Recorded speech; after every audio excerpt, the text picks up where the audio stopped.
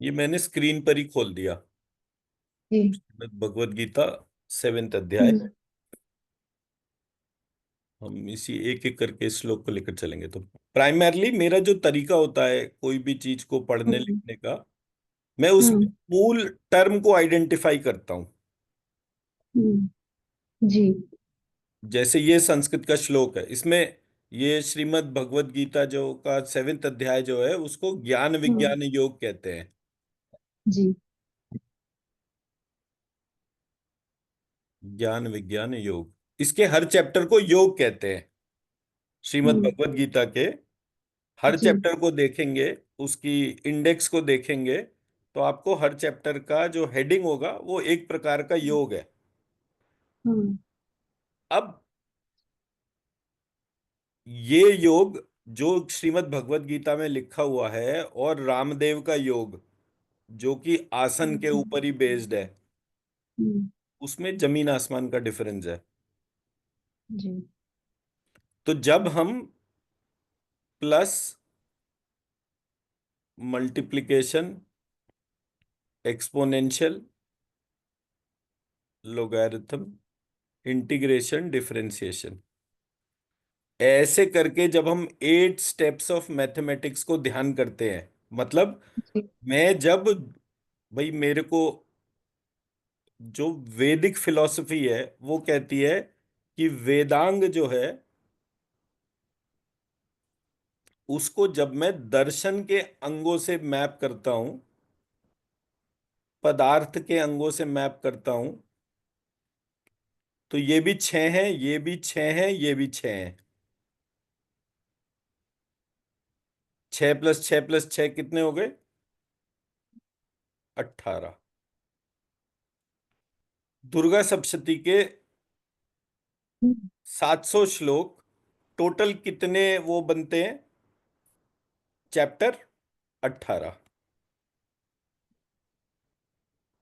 एक स्ट्रक्चर हो गया। तो ये स्ट्रक्चर एक दूसरे से मर्ज होकर एक फॉर्मेट के बारे में बताता है। उस फॉर्मेट के जैसा कोई व्यक्ति बात नहीं कर रहा।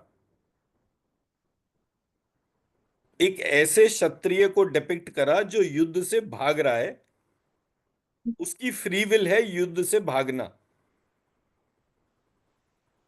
हम्म। उसका मोह जागरण होना, उसको अपने राइटफुल एक्शन से डेविएट होना।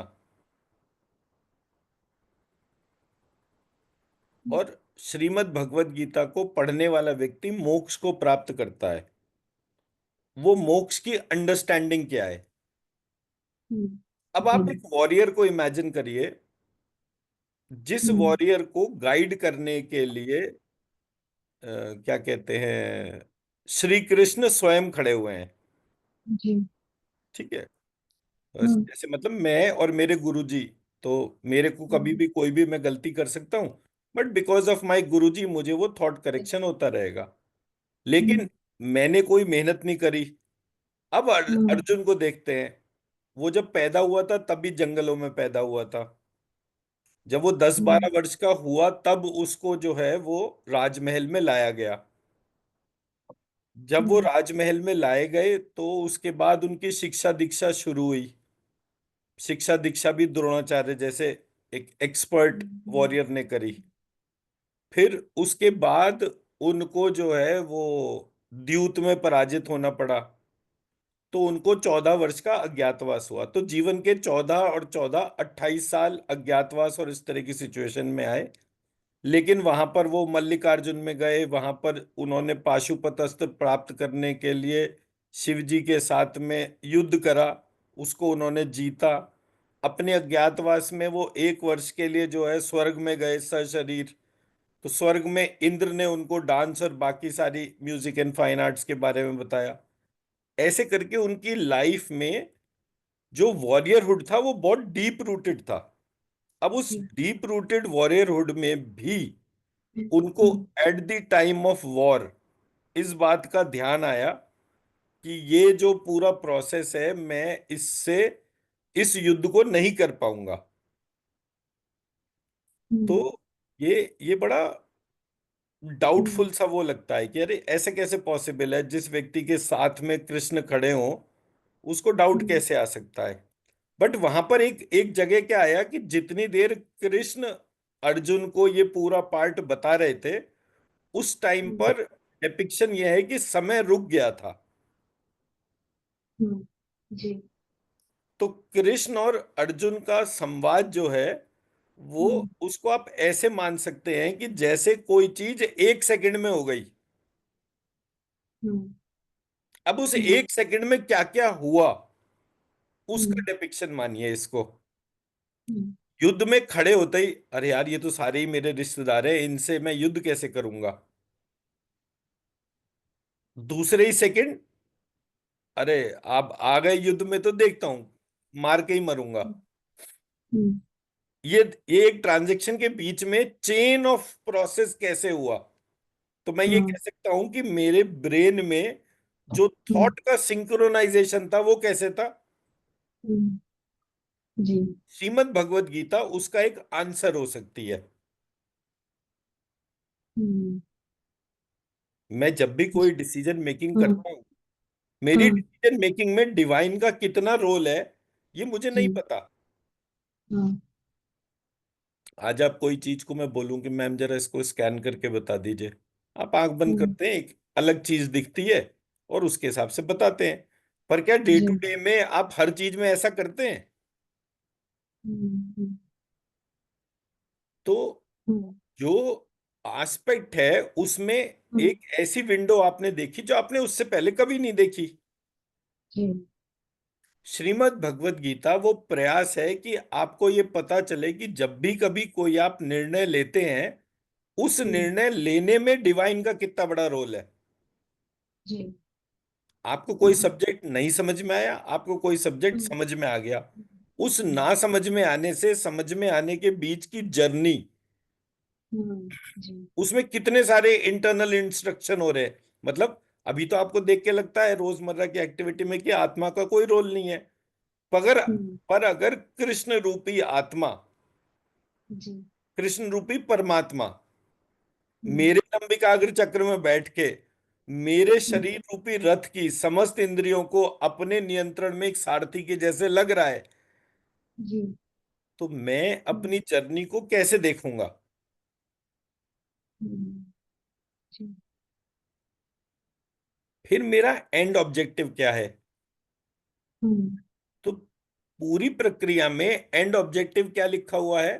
मोक्ष। हम्म, तो मेरे हिसाब से सबसे बकवास पार्ट जो है वो यही है, मोक्ष कभी होता ही नहीं है। हम्म, मोक्ष का मतलब है गर्भ से मुक्ति, हम्म, मतलब जी। जन्म लेना। जी। जन्म लेना on what basis? Past life. Hmm, मैंने पास्ट लाइफ में कब किस स्थिति में क्या करा और मेरे कितने हम्म, जन्म हुए। जी। भाई सतयुग, त्रेता, द्वापर, कलयुग ऐसे करके ये जर्नी चलती है। फिर कलयुग के बाद फिर सतयुग आता है, पूरा प्रोसेस ऐसे ही मूव करता है। तो जब हम्म, ये प्रक्रिया चल रही थी, जी। अगर मैं कहूं कि सतयुग में जो है व्यक्ति 1000 साल का होता था, द्वापर वो त्रेता में जो है वो 500 साल का होता था, द्वापर में वो 300 साल का होता था या 200 साल का होता था, और कलयुग में वो 100 साल का होता है। तो 100, 200, 400 ऐसे करके मैं आइडेंटिफाई कर सकता हूँ बेस्ड ऑन हम्म, वो कितने उसका होता है। तो मेरा एक, जब भी मैं पैदा हुआ उसका एक लाइफ टाइम इतने काउंट के बराबर हो गया, तो मुझे मेरे जन्म पता चल जाएंगे। भाई जी। मेरा 43 लाख साल का एक चतुर्युगी होता है। हम्म, ठीक है जी, मैंने मान लिया हम्म, एवरेज कि मैं 1000 साल का एक जन्म हुआ मेरा, जी। तो मेरे कितने जन्म हो गए? 4300। हम्म, हम्म, अब मैं कहूं 1000 मैंने ज्यादा कर लिया, हम्म, इसको जो है मैं 100 साल कर देता हूं, तो ये हो गया हम्म, 43,000 जन्म। हम्म, तो 4300 से 43,000 के बीच में मैंने एक जी, एवरेज फिगर पकड़ ली, 15,000 जन्म। हम्म, जी, ठीक है ना, लॉजिकल हो गया ना। हम्म, अब हम्म, 15,000 बार से कितने हम्म, जन्म ऐसे थे जिसमें मैंने शादी करी, कितने हम्म, जन्म ऐसे थे जिसमें मैंने शादी नहीं करी, कितने जन्म हम्म, में कितने बच्चे हुए। अब जब मैं हम्म, बच्चा था तो मेरा बाप भी कोई ना कोई होगा। एक हम्म, वेब फॉर्म डेवलप हो गई। हम्म, मैं एक चक्रव्यूह में ही फंस गया। अब उस हम्म, चक्रव्यूह में पिछले जन्म में मैंने कोई गलती करी, मुझे उसका हम्म, पनिशमेंट इस जन्म में मिलेगा। पिछले जन्म में मैंने कोई चीज अच्छी करी, इस जन्म में मुझे उसका रिवॉर्ड मिलेगा। बट कितना रिवॉर्ड मिलेगा और कितना पनिशमेंट मिलेगा, ये कौन हम्म, डिसाइड करेगा?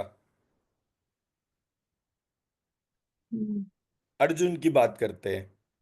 जी, पैदा होने के कुछ समय बाद पिता की मृत्यु हो गई। हम्म, ठीक है। तो हम्म, बचपन में पिता नहीं देखे। फिर जब बड़े हुए तो घर परिवार वगैरह के तौर पे एकदम से चीजें जुड़ी, और राजा के रूप में इमर्ज होना शुरू हुए। बड़े बड़े युद्ध लड़ने के हिसाब से हुए। लेकिन घर की पारिवारिक कोई कलह थी जिसकी वजह से 14 साल का वनवास मिला। उस 14 साल के वनवास में वो पूरे देश भर में घूमते रहे, कहाँ क्या चल रहा है कैसे। 1 साल का अज्ञातवास हुआ। इस बीच में उन्होंने सारे दिव्यास्त्र, अस्त्र शस्त्र की प्राप्ति करी।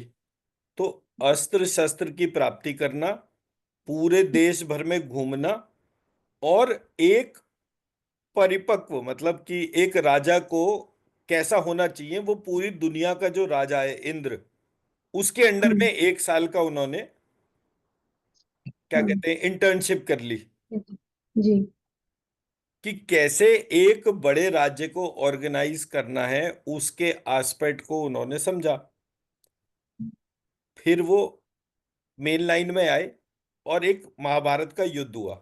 अब उस युद्ध हम्म, में उनके जितनी भी पत्नियां थी, उनसे जितने भी बच्चे थे, कोई नहीं बचा, सब मार दिए गए। हम्म, उनके पुत्र के पुत्र, मतलब पुत्र को छोड़िए, पुत्र के पुत्र को भी जो है वो कहीं हाँ, कोई उसके तौर पे नहीं रहा।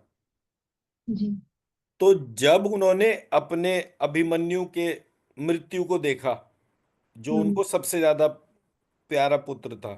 अब ये सब हो हम्म, कब रहा है? जब कृष्ण साथ में है, जब व्यक्ति का पिता स्वयं इंद्र के जैसा है। हम्म, हम्म, हम्म, मैं मेरी बात समझा पा रहा हूं? हम्म, मतलब सुख का कोई लक्षण नहीं दिखा। हम्म, कृष्ण जैसा व्यक्ति हर समय साथ में रहते हुए लाइफ में सुख नहीं आया एक सेकंड के लिए भी। हम्म, मैं मेरा पॉइंट समझा पाया? हाँ, हाँ, जी, तो परिभाषा सुख और दुख की नहीं है। परिभाषा गीता पढ़ने के बाद क्या आती है? धर्म और हम्म, अधर्म। हम्म, क्या करने योग्य है, क्या ना करने हम्म, योग्य है, इस बात हम्म, को जानना श्रीमद् भगवत हम्म, गीता उसके लिए काम करती है, सुख और दुख के लिए नहीं करती। हम्म, मैं जी, मेरा पॉइंट समझा पा रहा हूं? जी, फंडामेंटल्स को अगर हम ध्यान से देखेंगे तो हमें पता चलेगा कि श्रीमद् भगवत गीता इतना यूनिक ग्रंथ क्यों है। इट इज जस्ट दैट कि मैं तो देखिए बड़ा सिंपल सा पार्ट है। मैं एक दफे मेरे गुरुजी के साथ ट्रैवल कर रहा था, और उस समय एक बुक थी, एक बड़े अच्छे ऑथर हुए थे, आचार्य चतुरसेन। जी, और वो हिंदी हिस्टोरियन थे, और उन्होंने किताब लिखी सोमनाथ, जी, जो गुजरात में सोमनाथ टेम्पल है, उसके हम्म, ऊपर जो फॉरेन इन्वेजन हुआ था, और वो मल्टीपल जी, टाइम्स हुआ था, उससे रिलेटेड उन्होंने एक स्टोरी लिखी थी। और उसमें हम्म, मतलब हाइपोथेटिकल स्टोरी थी, बट कुछ जगह हिस्टोरिकल जो रेफरेंसेस दिए थे वो बहुत एक्यूरेट थे। तो ये बताया गया कि भारत में इस्लामिक वॉर शुरू कैसे हुए थे, उसका स्टार्टिंग पॉइंट था। तो जगह जगह जो है वो लोग जो है वो हरे कपड़े पहन के मजार बना के उस मजार पे एक प्रेत को जिंदा करते थे, और उस प्रेत को जिंदा करने की वजह से वो लोग जो थे, राजशाही परिवार जो थे, की फंक्शनैलिटीज जो थे, उनके बीच में अपने गुप्तचर छोड़ देते थे और ऐसे खबर उड़ा देते थे कि देखो फलाना जो फकीर जो है कितना सिद्ध है, उसने इसको बताया कि उसके बच्चा हो जाएगा, उसकी शादी नहीं हो रही थी, उसकी शादी हो गई, ऐसे करके वो सारी चीज।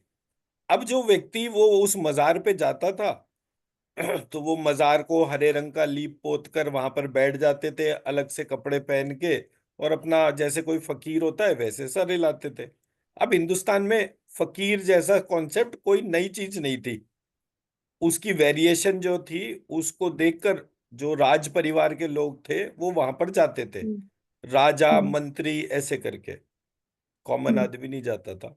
बट ये है कि राज परिवार वगैरह में इस तरह की बड़ी प्रॉब्लम होती थी कि बच्चा नहीं हो रहा है या ये नहीं है वो नहीं है, तो हम्म, वो वहां जाते थे। और वहां पर उस मजार के ऊपर एक प्रेत होता था, वो प्रेत के इंट्यूटिव इफेक्ट से वो सारी जो वो व्यक्ति मजार में बैठा था उसको उसकी इंट्यूशन में वो प्रेत से डायलॉग की वजह से चीजें पता चल जाती थी।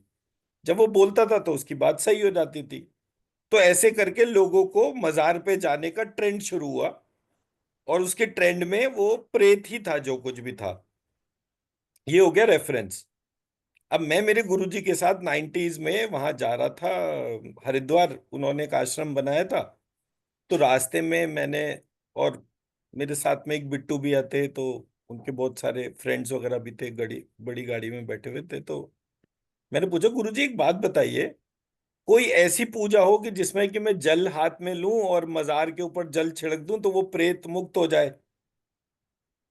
अब मेरा ध्यान किस पे था, रूट कॉज पे, कि अगर मुझे ये पता चला कि एक धार्मिक इन्वेजन कहीं हो रहा है, उसके रूट हम्म, कॉज में एक स्पिरिटेड एनर्जी है, तो वो स्पिरिटेड एनर्जी को मैं अगर मुक्त कर दूं वहां से, तो ना रहेगा बांस ना बजेगी बांसुरी। जब वहां पे प्रेत होगा ही नहीं तो कोई क्या प्रिडिक्शन करेगा। थोड़े दिन जाएंगे, चक्कर काटेंगे, जब काम नहीं होगा तो अलग हट जाएंगे। तो जितने भी लोग थे साथ में, तो सारे जने जोर जोर से मेरी बात सुनकर हंसने लग गए। तो मुझे तो बड़ा गुस्सा आया, पर मैं चुप रहा कि जब सारे हंस दे। और बताओ ये बात भी की, देखा गुरुजी, मैं कहता था ना ये तो चंडू खाने की लेकर आता है, ऐसी उल जलूल बातें करता है जिसका कोई लॉजिक नहीं। अब ब्राह्मण की तो ईगो हर्ट हो गई कि हाँ भाई ऐसे कैसे बोल सकते हो मेरे को। खैर, मैं कुछ नहीं बोला और चुप रहा। पूरा दिन निकल गया, रात को अपना भोजन करने के बाद गुरुजी को प्रणाम करते थे और फिर सोने चले जाते थे। तो जब मैं प्रणाम करने गया तो बोले, सुन, तूने सुबह एक सवाल करा था। मैंने कहा हाँ। तुम जरा सा उदासी में मेरा एक्सप्रेशन था। तो बोले, तेरा सवाल बहुत बढ़िया था, और उस सवाल का आंसर है, श्रीमद् भगवत गीता के 7वें अध्याय के पाठ का फल जब आप हाथ में लेकर उस मजार पर छिड़कते हो तो वहां से प्रेत मुक्त होता है। अब ये तो बड़ा इंटरेस्टिंग सा हो गया कि एक सोर्स कोड ही हाथ में लग गया। और सीरियस चीजों पे कभी मेरे गुरुजी मजाक नहीं करते थे कि कोई हंसी मजाक या मतलब गलती से भी झूठ नहीं बोलते थे कि हाँ भाई कोई झूठ वाला पार्ट हो। अगले दिन मैंने वो सुबह ही उठा, बाजार गया, वो वहां नहीं, बाजार में नहीं, वहां आश्रम में ही वो श्रीमद् भगवत गीता रखी थी, मैंने उठाई और गंगा जी में खड़े होके मैंने सतत पाठ करना शुरू कर दिया। 2-2 घंटे नॉन स्टॉप गंगा जी में खड़े रह के मैंने श्रीमद् भगवत गीता के 7वें अध्याय का पाठ करा। और करता रहा, मतलब जितने दिन गुरुजी वहां पर रहे, जितने दिन वो आश्रम में रहते उतने दिन मैं अपना हरिद्वार रहता, हरिद्वार जाता तो 2 घंटे सुबह 2 घंटे शाम को ऐसे करके। तो अब ऐसे करके मेरा स्ट्रक्चर शुरू हो गया, मतलब 90s में गया था, और जब जब वो आते साल 2 साल के साल पे, या मैं कहीं भी जाता तो गंगा जी में खड़ा होना मतलब 7वें अध्याय का पाठ करना, हम्म, ये स्टैंडर्ड बन गया मेरा। और जब भी बैठता पाठ कर लेता, उसके बाद मन में यही बोलता कि आप जो कोई भी हैं, जिसको किसी भी तरीके से कोई अतृप्त अवस्था है, तो आप सबको ये श्रीमद् भगवत गीता के पाठ का फल प्रदान करता हूं। अब मैं तो शुक्ला ब्राह्मण हूं, मैं तो किसी को कोई भी चीज हम्म, कर सकता हूँ। हम्म, ऐसे करके मेरा श्रीमद् भगवत गीता के साथ बॉन्डिंग हुआ। जी, अब क्या हुआ, मेरे घर में जो है एक स्वामी जी थे जो आए हुए थे, उनकी 120 वर्ष की आयु में गए वो। तो वो ये जो योगी आदित्यनाथ जो है वो उसके दादा गुरु थे वो। तो वो हमारे घर पर आए, मेरे गुरुजी भी थे उस टाइम पर। कुछ बात बात चली तो हमारे परिवार में एक बच्चा जो था, उसको डॉक्टर्स ने बोला कि इसका पैर काटना पड़ेगा, इसके पैरों के जॉइंट में जो है वो पस फॉर्मेशन हो गई है। अच्छा सुंदर सा बच्चा, उसका पैर काटना पड़ेगा, तो मेरे को तो बर्दाश्त ही नहीं हुआ कि यार बड़ा अजीब सा हिसाब किताब है। तो वो जो स्वामी जी थे उन्होंने बोला कि इसके एक ऊपर सफेद चादर डाल दो लड़के के, एक नीचे, और वो मेरे पास लेकर आओ। तो रात भर रखे हो, जैसे बच्चे को सोने के लिए बोला, तो एक चादर नीचे बिछा दी, एक चादर ऊपर बिछा दी। वो स्वामी जी को भी कात्यायनी देवी की सिद्धि थी।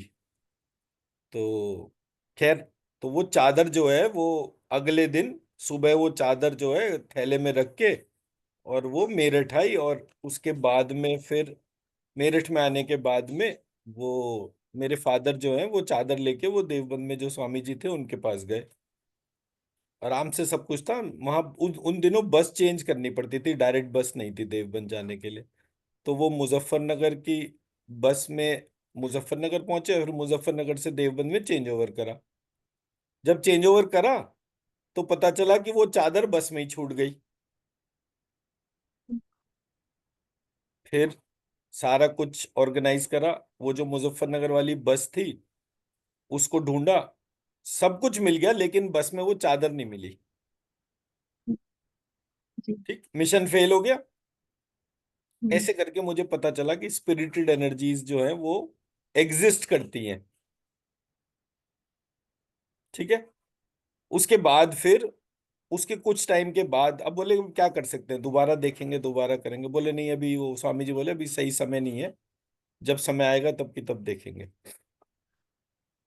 अब जब ये वाला पार्ट हुआ, उसके कुछ टाइम के बाद मैं और मेरा एयरटेल में जॉब चल रहा था, तो मेरे को पता चला कि वो बच्चा जो है उसको वहां पर एडमिट करा है, गंगाराम हॉस्पिटल में। हम्म, और कल सुबह जो है उसकी सर्जरी करेंगे डॉक्टर, तो एक दिन पहले रखते हैं, तो उस तरह से। तो मेरे को तो बुरा लग ही रहा था, मैं तुरंत रात को वहां पर गया। तो मैं आईसीयू में गया और मैंने श्रीमद् भगवत गीता पढ़ी और उसके कान में फूंक मार दी। अब ये फूंक मारने के बाद में जो है मैं वहां से उठा, और मेरे को ऐसा लगे जैसे मेरे अंदर कोई स्पिरिटेड फॉर्म जो है वो आ गई। पैरों में भारीपन, बुखार होना शुरू हो गया एंड ऑल दैट। रात को मैं ड्राइव करके अपना गया, थोड़ी दूर पे रहता था मैं, वहां पे दिल्ली में ही रहता था, जीके 1 में जीके 2 में रहता था। तो मैंने वहां के तौर पर जो है वो पूरा पार्ट अपना देखा। मैंने कहा मेरी तो तबीयत खराब हो रही है। 3 दिन तक 104 105 ऐसा भयानक बुखार। आरती कहे कि ये तो पता नहीं, रात को ऐसा लगता है जैसे मेरे पास में कोई बराबर में कौन अजीब सा कोई एनर्जी फॉर्म है जो है, जबकि हम हीलिंग में तब थे ही नहीं जरा से भी। दूर दूर तक हम्म, हीलिंग का कुछ भी नहीं पता था। जी, बोले ऐसा लगता था जैसे रात को कोई भूत पास में लेटा हुआ हो, ऐसे करके। खैर, अब मेरे को जब तीन तीन दिन हो गए, मैंने कहा अच्छा 3 दिन तक मेरा मन में क्या भाव चल रहा था, ये बेचारा प्रेत पता नहीं किस कारण से इस बच्चे के ऊपर आ गया, इसका भी कोई ना कोई पेन पॉइंट होगा। अगर ये मुझे थोड़ा सा बुखार दे रहा है तो क्या फर्क पड़ता है, मैं सहन कर लेता हूँ, इसका क्रोध शांत हो जाएगा। अब वो क्रोध शांत होने के लिए 3 दिन तक मैं बुखार में पड़ा रहा। अब मेरी तबीयत खुद गड़बड़ होने लगी, मैंने कहा कितने दिन ऑफिस से छुट्टी करूंगा या क्या करूंगा। तो मैंने वो स्वामी जी को फोन करा।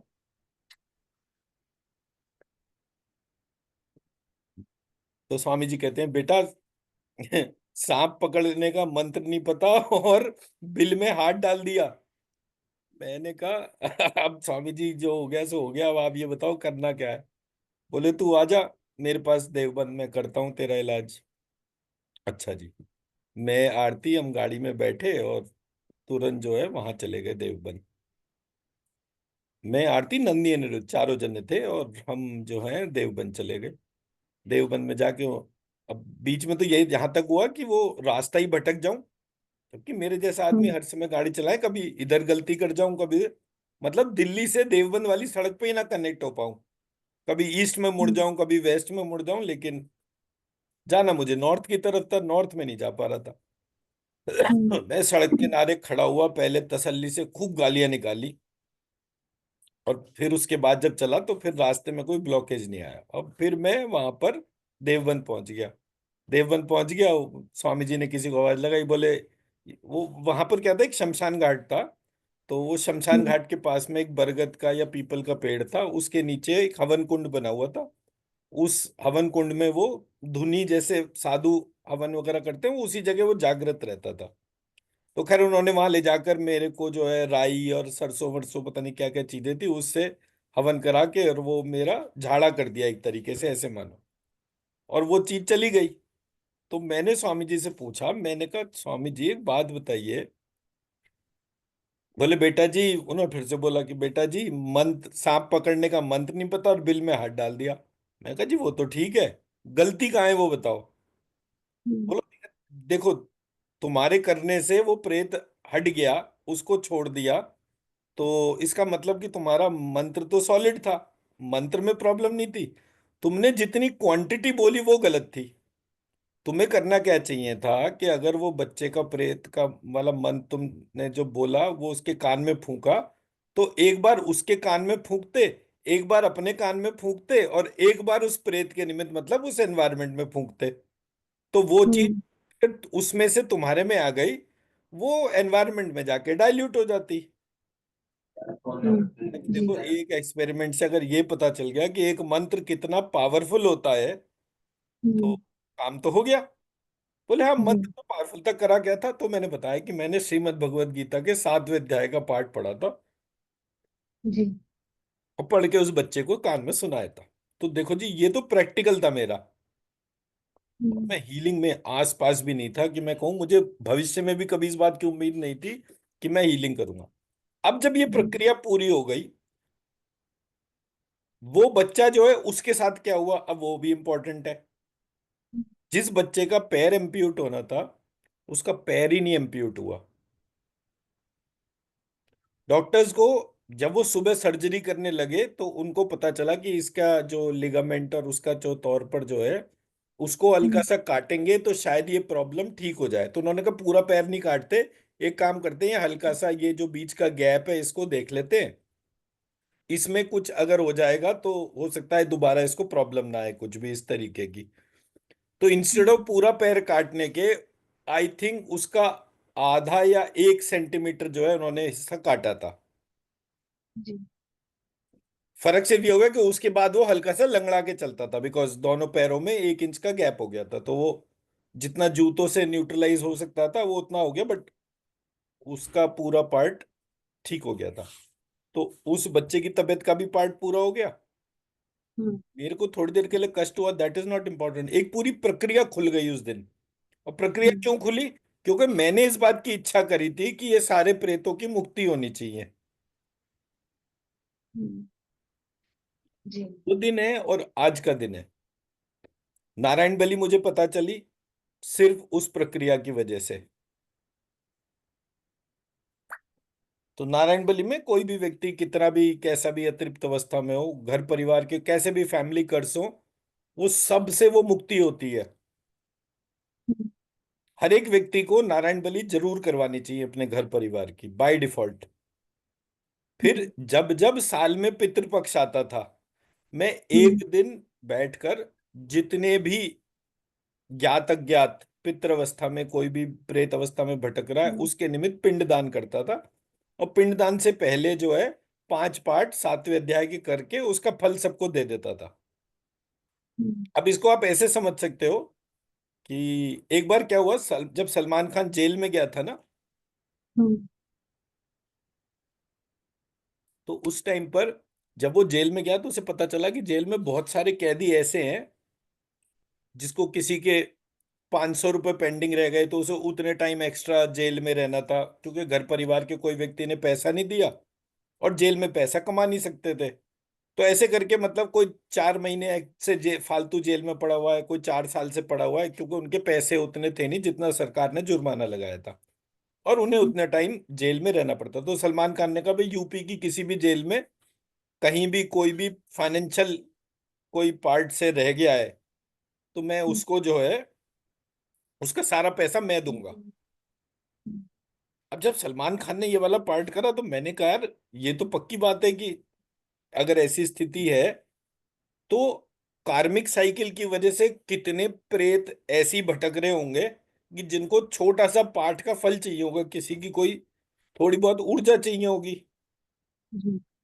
तो अगर मैं वो ऊर्जा डाल दूं तो हो सकता है उसकी मुक्ति हो जाए। हम्म। तो मैं कहा जब सलमान खान कर सकता है तो मैं तो 100% कर सकता हूँ क्योंकि एक बार जो मैं डिसाइड कर लूं तो फिर मैं अपने आप की भी नहीं सुनता। ये तो मेरा डायलॉग था, सलमान खान ने कॉपी करा था। ऐसे हंसते हंसते मैंने जो है वो प्रक्रिया को रेगुलराइज कर दिया। और आज आप जितना भी मंत्र चिकित्सा का पार्ट देख रहे हैं उसका 80% क्रेडिट मैं इसी 7वें अध्याय को देता हूँ। 80% क्रेडिट, 20% बाकी चीजों का रोल प्ले है, लेकिन फंडामेंटली क्योंकि मंत्र जो है, अब वो मैं क्यों कह रहा हूँ 80%, उसका भी रीजन बोलता हूँ। मंत्र जो है उसका मीनिंग तभी पता होगा या उस व्यक्ति को पता होगा जो कि उस स्टेट में था। मान लीजिए हमने बोला कि भाई ये वाला मंत्र वशिष्ठ ऋषि ने लिखा, तो वशिष्ठ ऋषि जो है उनकी आयु भी हम्म। 4.5 लाख वर्ष कही जाती थी, और वो हुए भी त्रेता युग में थे। तो जी। जब जिसने वो मंत्र का साक्षात्कार करा, वो हम्म। व्यक्ति ने जिस फ्रेम ऑफ माइंड से उस हम्म। मंत्र को बनाया था वो हमें हम्म। आज कैसे पता चलेगा। हम्म। हम्म। तो जब आप कोई चीज डिवाइन की डोमेन में करते हो हम्म। तो डिवाइन आपकी एनर्जीज को चेंज कर देता है। हम्म। जी।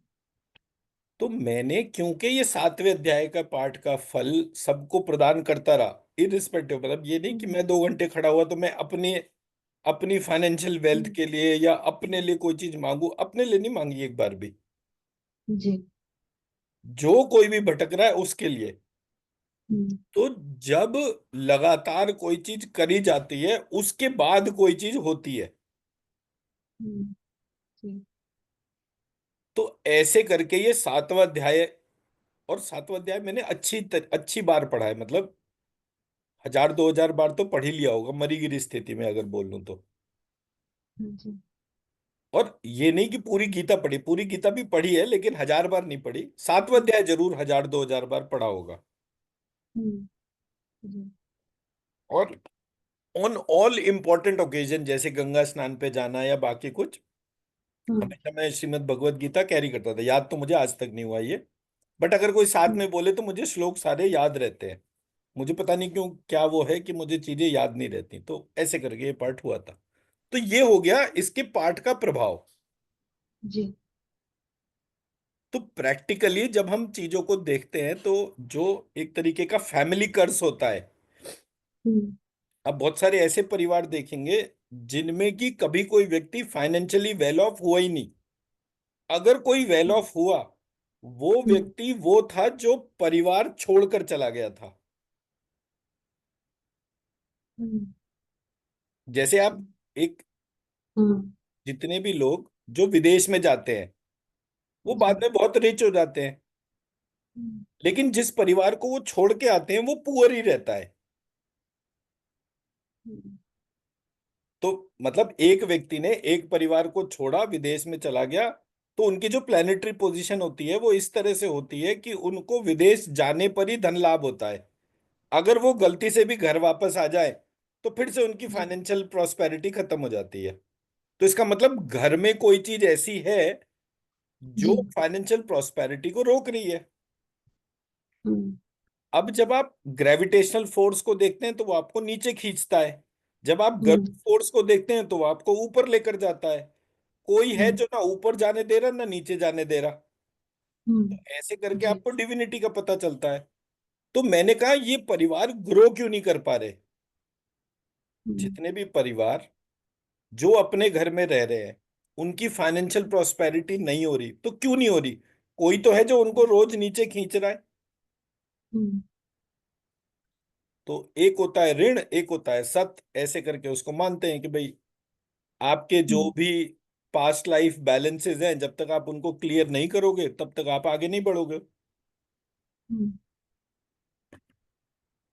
तब मैंने पहली बार इस प्रक्रिया को देखा, और देखने के बाद में मैंने कहा कि भाई ये एक ऐसी प्रक्रिया है कि कोई तो प्रेत डोमेन में है, जो किसी परिवार या जहां भी रहने पर वो उस हम्म। परिवार को फाइनेंशियल प्रॉस्पेरिटी नहीं लेने दे रहा। हम्म। तब मैंने इस प्रक्रिया को पाठ करके देना शुरू करा। एक जी। बार क्या हुआ कि मेरे घर के पास में, अच्छा, हर हर साल क्या होता था, हर साल जब भी ये पितृपक्ष आता था, हम एक सड़क पकड़ते। जैसे मेरठ को हम्म। घेर के 10-12 सड़कें थी। हम्म। तो एक बार गए तो इस वाली सड़क पे, अब इस वाली सड़क पे हम्म। हम बोला इस सड़क पे जो कोई भी जहां कहीं भी अतृप्त अवस्था में मर गया हो, उसके निमित्त ये पाठ का फल लगे, और उसके लिए हम्म। पिंडदान करा। अगले साल गए, अब ईस्ट वेस्ट नॉर्थ साउथ, ऐसे करके मैंने पूरा मेरठ जो है वो शुद्ध कर दिया, जी। मेरी मान्यता के अनुसार। मतलब आई डोंट नो हम्म। होगा क्या, क्योंकि मुझे कुछ दिखता तो है नहीं कि कोई चीज हो जी। रही है नहीं हो रही, बट ऐसे हम्म। करके मैंने मान्यता करी, और मैंने पूरा मेरिट शुद्ध कर लिया 4-5 साल हम्म। के अंदर।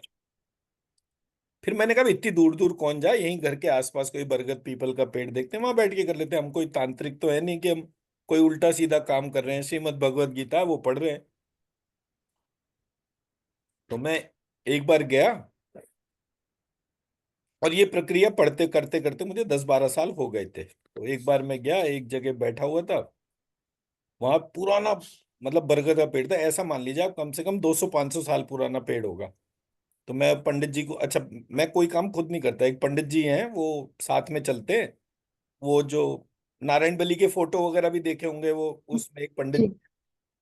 तो वो हम्म। मैथिली ब्राह्मण है बिहार के, तो उनका विधि विधान जानते हैं, तो मैं उन्हीं को साथ में ले जाता। तो अब हम पेड़ के नीचे वहां बैठ के वो सातवें अध्याय का मैं पाठ कर रहा था, और वो पिंड वगैरह की प्रक्रिया बना रहे थे। इतनी देर में एक परिवार आया जो उस पेड़ के पास में ही रहता था, प्रेस वाला टाइप का व्यक्ति था। और उसने जो है मुझे, उसने और उसकी घरवाली ने जो है धमकाना गाली देना शुरू कर दिया। मैं, भाई हम कोई उल्टा सीधा काम थोड़ी कर रहे हैं, सीधी सादी पूजा कर रहे हैं, इसमें कौन सी परेशानी है? अब इसकी बोले नहीं, आप यहाँ पे उल्टे सीधे काम करोगे, बाद में हमें दिक्कत होगी। यार बड़ा अजीब आदमी यार। मैं कहा हम कोई तुम्हें शक्ल से कोई तांत्रिक टाइप के दिखते हैं या कुछ उल्टे सीधे दिखते हैं जो तुम ऐसी बातें कर रहे हो? खैर वो बंदे नहीं माने। बाद में जो है उन्होंने पुलिस कंप्लेंट कर दी। मैं कहा, तेरे जो उखाड़ना है उखाड़ ले, दफा हो यहाँ से। अब जब ये वाला पार्ट है बोला, उसने पुलिस बुला ली। खैर तब तक मैं वहां से उठ के आ गया, तो पुलिस वाले का मेरे पास फोन आया कि आप क्या कर रहे थे। मैंने कहा, भाई मेरा घर इधर है, तेरे को कोई परेशानी है तो मेरे घर पर आ। हम जिस एरिया में रहते थे वो अच्छे रिच एंड एफ्लुएंट का माना जाता है, तो कोई भी पुलिस वाला ऐसे ही किसी को ना तो पकड़ सकता ना उठा सकता। मेरा तो खैर बैकग्राउंड ही लॉ वाला था, तो मेरे फादर भी लॉ के वो थे, प्रोफेसर भी रहे और वो एडवोकेट भी थे। तो अब उसने, पुलिस वाले ने जो है वो कंप्लेंट खारिज कर दी। But it was very humiliating, सबके सामने इस तरह का ड्रामा बन जाना एंड ऑल दैट। मुझे इतना गुस्सा आया, मैंने कहा मैं ऐसा काम ही नहीं करूंगा जिससे सरदर्दी आती है। अगले साल में वो करने गया ही नहीं। जी। उससे अगले साल बाद फिर मेरे मन में आया, अरे यार क्या जरा सी बात पे गुस्सा करना, हो गया सो हो गया, कोई टाइम गड़बड़ होगा तेरा ही अपना। तो मैंने जो है उसके तौर पे, जब मैं उस जगह गया, तो जो ओपन एयर में जगह थी उसके चारों तरफ दीवार बन गई थी, और वो पूरे जो 2-4 परिवार रहते थे वहां पे उन सबको हटा दिया गया वहां से। उस दिन मैं हम्म। अंदर तक डर गया। तब से मैंने जो है वो पूजा तो मैं रेगुलरली करता हूँ, पर मैं कहीं भी जाके कुछ फालतू का पंगा लेता ही नहीं। किसी ने मना करा जी, अच्छा जी करके अपना उठ के आ जाओ। तो मेरे को तो अपने ही गुस्से से डर लगता है कि हाँ भाई, गलती से भी ये पूजा करते हुए कुछ गलत निकलना नहीं चाहिए मुंह से, क्योंकि ये एक प्रकार से मोक्ष देने वाली पूजा है। तो मैं मेरे प्रैक्टिकल एस्पेक्ट्स बता दिए आपको। अब जब मैं पढ़ता था तो पढ़ता कैसे था, अब उस पे आते हैं, अब प्योर थ्योरी पे चलेंगे। जी। तो जब हमने टर्म आइडेंटिफाई करी, तो पहला टर्म हमने आइडेंटिफाई करा, इस चैप्टर का नाम क्या है, बोले ज्ञान विज्ञान योग। तो हम्म। मैंने एक नॉर्मल सी क्वेरी करी कि ज्ञान और विज्ञान में फर्क क्या होता है। हम्म। तो जितनी भी डेफिनेशन दे रखी थी वो सारी इनकम्प्लीट थी, मुझे समझ में नहीं आई। तो मैंने फिर अपनी परिभाषा बनाई, जो कुछ भी शरीर के भीतर है तथा जो कुछ भी शरीर के बाहर है, उसके बीच के संबंध को हम ज्ञान कहते हैं। जिस हम्म। संबंध से हमें ईश्वर का पता चले उसको विज्ञान कहते हैं। जी। तो ये पहला पार्ट हो गया। ठीक है। हम्म। तो जिस संबंध से हमें ईश्वर का पता चले उसको विज्ञान कहते हैं। तो ये डेफिनेशन मैंने तब बनाई थी आफ्टर रीडिंग दिस चैप्टर। हम्म। अब ये डेफिनेशन भी बिल्कुल यूनिक है, क्योंकि इसको कहाँ कहाँ यूज करते हुए कौन कौन सी चीज आएगी वो मैं बताऊंगा। अब आगे बढ़ते हम्म। हैं। पहला श्लोक। मय्यासक्त मना पार्थ योगम युंजुन्मदाश्रय संचम समग्रम माम तथा ज्ञास्यसि तच्छृणु। अच्छा, ये जो च छ जो है, जी। इसको त और क्ष संस्कृत में यूज करने के लिए बोलते हैं। हम्म। तो ये जो तच्छृणु जो लिखा हुआ है वो दरअसल बन जाएगा तत्शृणु। अब ये टर्म जो है, ये टर्म हम्म। पता नहीं है कि इसके क्या क्या मीनिंग्स होते हैं, बट ये जी। इस तरीके के हिसाब से है। अब इसके श्लोक के लिटरल उसको ट्रांसलेशन को देखते हैं। श्री हम्म। भगवान हुआ, मतलब भगवान बोले, हे पार्थ, अनन्य प्रेम से मुझ में आसक्त चित्त तथा अनन्य भाव से मेरे परायण होकर योग में लगे हुए तुम जिस प्रकार से संपूर्ण विभूति बल ऐश्वर्य आदि गुणों से युक्त सबके आत्मरूप मुझे संशय रहित जानोगे, इसको सुनो। अब यहां पर क्या है, श्री कृष्ण जो कि महाकाल स्वरूप थे, महाकाल वाला स्वरूप था उनका। मतलब कि जो लंबिकाग्र जो चक्र है वो काल की डोमेन का है। तो अगर मैं पूरे हम्म। ब्रह्मांड को एक मान लूं तो वहां पर महाकाल हो गया। जी। तो वो जो महाकाल रूप में श्री कृष्ण थे, उनको हम्म।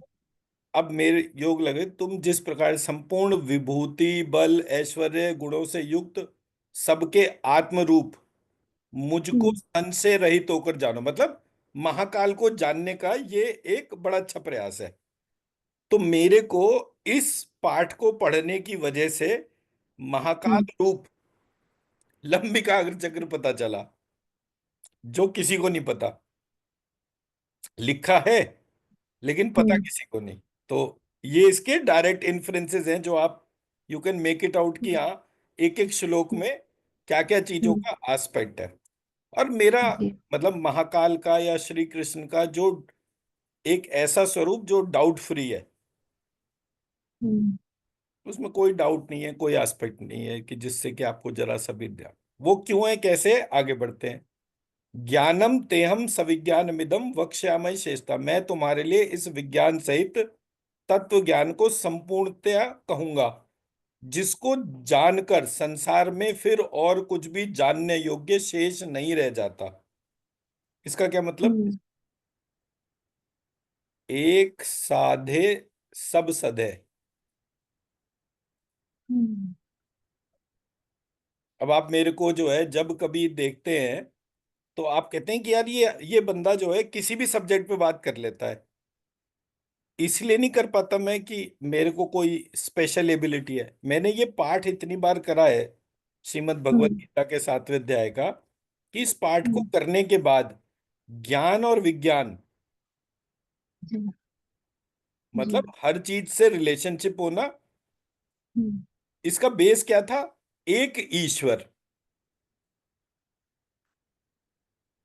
तो मैं जिस डोमेन से कनेक्ट हुआ, उसके बाद सारी रिलेशनशिप्स, और रिलेशनशिप्स के अलावा क्या चीज दूसरी टर्म होती है? कर्म या एक्शन। ये तो हम लास्ट टाइम बात कर चुके हैं ना कि पूरी दुनिया में दो ही चीजें हैं, प्रकट अप्रकट में जाने के बाद एक संबंध और एक कर्म। संबंध की मल्टीपल डोमेन्स हैं, द्रव्य, गुण और हम्म। संबंध। और एक अकेला कर्म तो एज इट इज रहता है। तो मुझे ज्ञान विज्ञान के तौर पे ये पूरी प्रक्रिया एज इट इज पता चल गई। हम्म। ठीक है जी। जी। तो एक को जान लो, उसके बाद कुछ भी जानना शेष नहीं रहता। तो आप मुझसे म्यूजिक पे बात करो, जियोपॉलिटी इकोनॉमी पे करो, किसी भी चीज पे करो, मुझे पता चल जाता है।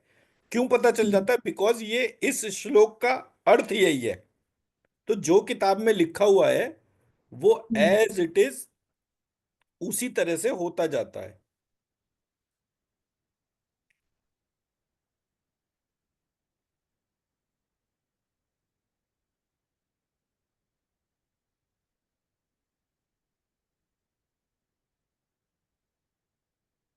अब यहां से डिफरेंशिएटर पॉइंट शुरू होता है।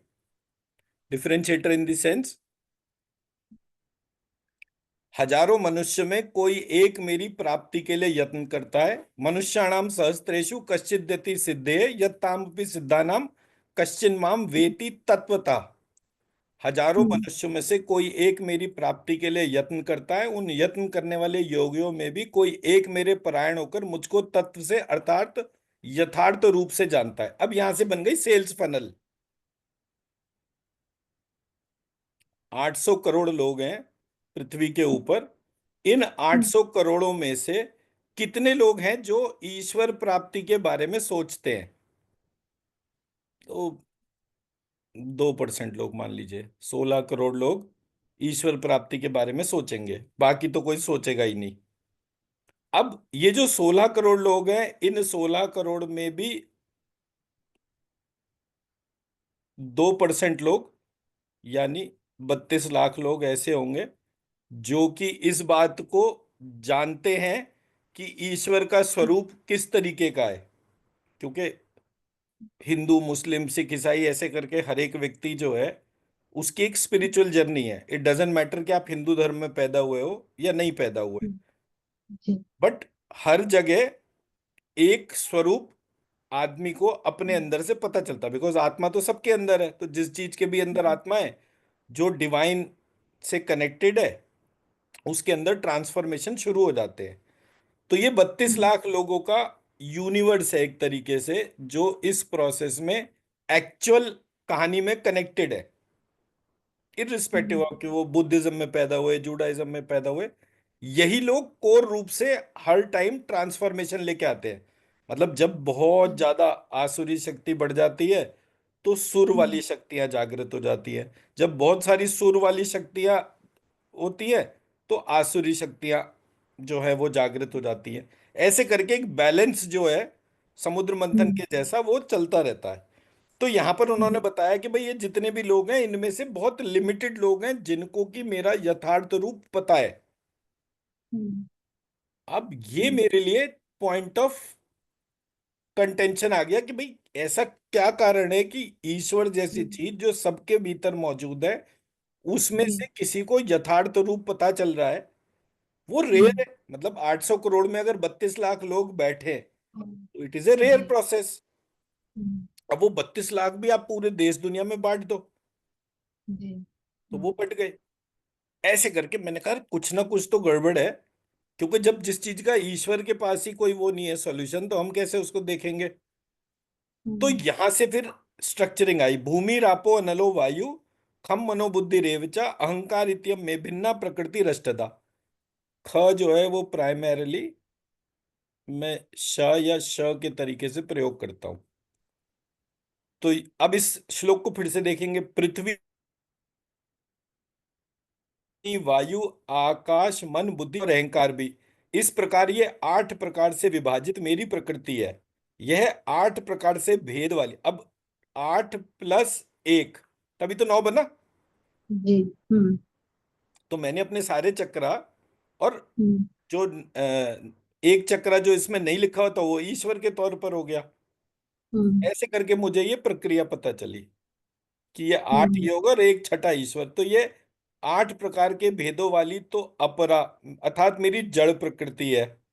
और हे हम्म। महाबाहो, इससे दूसरी जिससे ये संपूर्ण जगत धारण किया जाता है मेरी हम्म, जीव रूपा परा अर्थात चेतन प्रकृति जानो।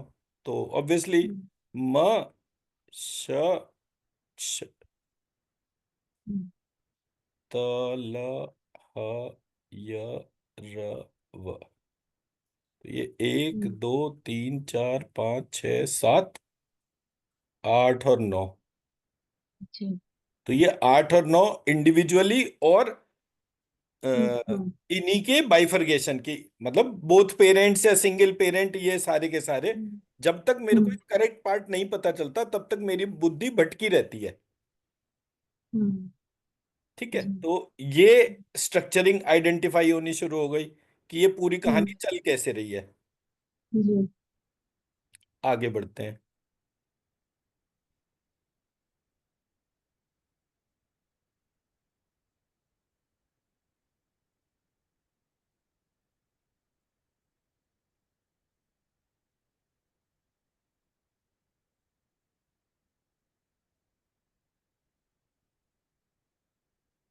अपरय मितस्तवन्याम प्रकृतिम विद्धि में पराम जीव भूताम महाबाहो यदम धार्यते जगत।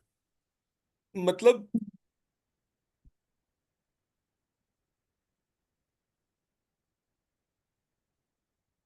मेरी जो, अच्छा इसने ऊपर वाले श्लोक में दोनों का ही ट्रांसलेशन जोड़ दिया। मतलब एक परा और एक अपरा, ऐसे करके जो मेरा बाइफरगेशन था, उस बाइफरगेशन को मेरी प्रकृति, अब प्रकृति और पुरुष, ये दो डोमेन है।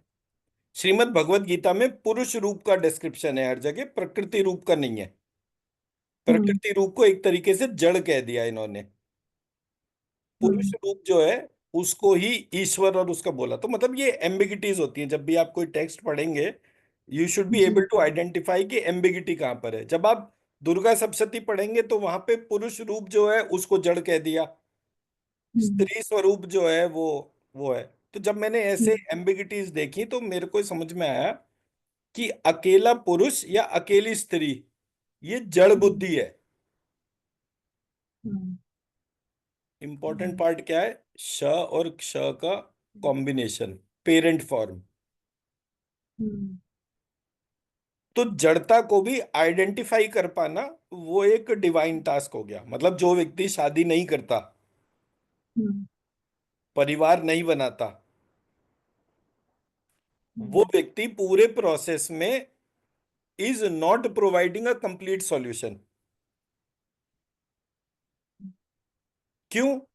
क्योंकि अगर व्यक्ति शादी नहीं करेगा तो उसको अपने जीवन के आखिरी समय में अपना पालन कैसे करेगा वो? हम्म, तो यहां से संतान का स्वरूप शुरू हुआ कि पू नामक नरक से जो पार लगाता है उसको पुत्र कहते हैं। हम्म, तो वो जो पुत्र है उसमें पू जो एक नर्क का डिस्क्रिप्शन है, उससे जो हम्म, पुत्र टर्म बना, तो वहां से पुत्र टर्म तो तभी आएगा ना जब मैस्कुलाइन और फेमिनाइन दो आइडेंटिटीज पेरेंट फॉर्म को अटेन करेंगी। तो पेरेंट जी, फॉर्म को अटेन करना पू नामक नर्क से छुट्टी देता है। अब हम्म, पू किसको कहा गया? हम्म, मूर्ख व्यक्ति को पैदा करने वाले को पू नामक नर्क से नहीं छुटकारा मिलता। जो एक समझदार व्यक्तित्व को क्रिएट करता है, हम्म, बच्चे के अंदर प्रॉपर संस्कार होते हैं। अभी एक बच्चा हो गया जो नशेड़ी है, हम्म, मेंटली रिटार्डेड है, कैसी भी परेशानियों के तौर पर है, कि जहां पर संतान ही परेशानी है, जी, वो परेशानी वाले बच्चे पैदा करने से पू नामक नरक से मुक्ति नहीं मिलती। तब मिलती है जब एक परफेक्ट ह्यूमन बीइंग को हम डेवलप करते हैं। कि जब व्यक्ति कृष्ण अर्जुन राम बलराम लक्ष्मण ऐसे बच्चों को जब पैदा करता है तब उसको मुक्ति मिलती है। तो ये यहां से पता चला। जी, 6 नंबर श्लोक देखेंगे। एतद्योनिनि भूतानि सर्वाणि इत्युपधारय अहम कृतस्नस्य जगता प्रभवा प्रलयस्तथा। अब मैं जब लिखता हूं तो अहम की बजाय उसको लिरिक्सम लिखता हूं। अहम और लिरिक्सम में जी, फर्क, मेरा मंत्र शरीर। तो वो कह रहा है, हे अर्जुन, तुम ऐसा समझो कि संपूर्ण भूत इन दोनों प्रकृतियों से ही उत्पन्न होने वाले हैं। मतलब श और श के कॉम्बिनेशन से ही उत्पन्न हो रहे हैं संपूर्ण हम्म, भूत। अब भूत को कैसे माना? सुर और असुर। जी। हम सुर को हम्म, लिखते हैं सुर के जैसा, और असुर को लिखते हैं।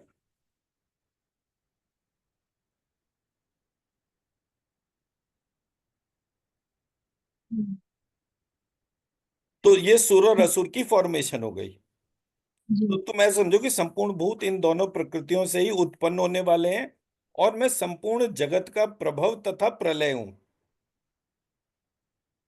हम्म, अर्थात संपूर्ण जगत का मूल कारण हूं।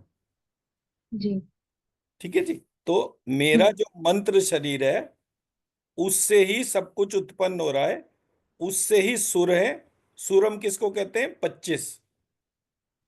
अ आ इ ई उ ऊ रि लि रि, ह या वर ल श श स, ऐसे करके। और जो हम्म, असुर है, वो कौन से हैं? बोले जी वो 25 हैं। हम्म, उसको हम कहते हैं क ख ग घ च छ ज द। तो एक को हम सुर कहते हैं, दूसरे को प्राण कहते हैं। हम्म, और ये सुर और प्राण का कारण क्या है? बोले जी श और क्ष, ये है कारण जी, और कोई कारण नहीं है। ईश्वर का हम्म, सम्मिलित मूल स्वरूप। जी। 7 नंबर श्लोक। मत्तः परतरम नान्यत किंचिदस्ति धनंजय। एक सेकेंड। तो इस वाले श्लोक में हमने आइडेंटिफाई करा, अहम एक नई टर्म थी जिसको जी। ट्रांसफॉर्म कर लिया था। हम्म, और भूत और ये सब जो टर्म है, भ की जगह हमने श और क्ष लगाया था, जी।